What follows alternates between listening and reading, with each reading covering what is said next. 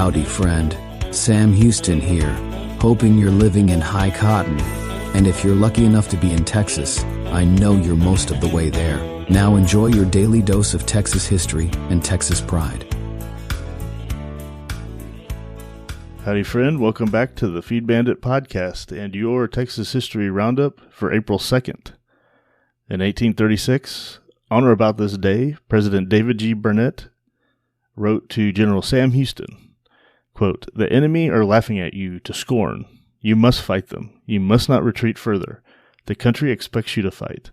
The salvation of the country depends on you doing so." End quote.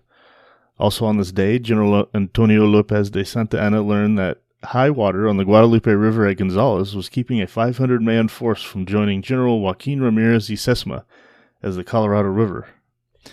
So a company of dragoons led by Santa Anna crossed the Guadalupe on rafts and marched east to reinforce Sesma. Well, they must have had a pretty rainy year that year, because if that would have happened this year, I'm sure the Guadalupe would have been very easily traversed, as I can tell you from firsthand experience. In 1917, Ophelia G. Birdie Crosby Harwood became the first woman in Texas and one of the first in the nation to be a mayor when she was elected mayor of Marble Falls. This was 3 years before women had the franchise. One of her favorite campaign slogans was to, quote, "make 2 nickels grow where only 1 grew before." She had a solid record of reforming Marble Falls. She married George Harwood, a physician, with whom she had 6 children. Ophelia was born in Blanco County in 1872 and passed away at Marble Falls in 1954. In 1923, James F. Smathers signed a royalty agreement with Northern Electric Company to market his electric typewriter. Smathers was born near Valley Spring and graduated from TCU. While in Kansas City, he had spent 3 years designing an electric typewriter and had received an extended patent in 1920. But it was not until 3 years later that Northern Electric considered his typewriter generally acceptable to businesses. And it was not until Electric Typewriters, Inc., a subsidiary of Northern, put the Electromatic model on the market in 1930 that it gained popularity.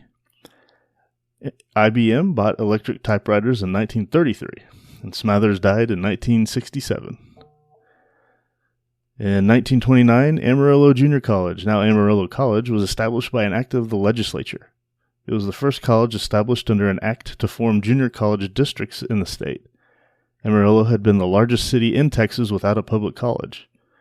In 1951, Amarillo Junior College became the first publicly supported college in Texas to admit blacks to its undergraduate programs. In 1957, in Oak Cliff, Dallas, a tornado caused the deaths of 10 people and destroyed or damaged 574 buildings. And in 1978, the first episode of what would soon become the immensely popular CBS TV series Dallas aired. After a run of 14 years, the final episode appeared on May 3rd, 1991. And I actually remember being at my grandmother's house when that last episode aired, and I remember her sitting there watching it with her. Of course, I didn't have any idea what was going on, as I was only 11 years old. But for some reason, that stuck in my memory. And in 2014, a shooting spree occurred on the Fort Hood military base near Killeen, resulting in 4 deaths, including the gunman, and 14 persons injured. 12 had gunshot wounds. The shooter, 34-year-old Army Specialist Ivan Lopez, died of a self-inflicted gunshot wound. The weapon used was a .45 caliber Smith & Wesson pistol. The primary reason for the attacks was that Lopez had recently been turned down for a leave of absence. Man, he must have been pretty stressed.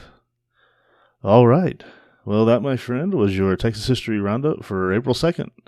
Thank you so much for tuning in, and we'll catch you back here tomorrow on the next one. You take care. Well, there you have it. If you like our podcast, check us out at feedbandit.com. There you'll find awesome Texas First outdoors gear and apparel.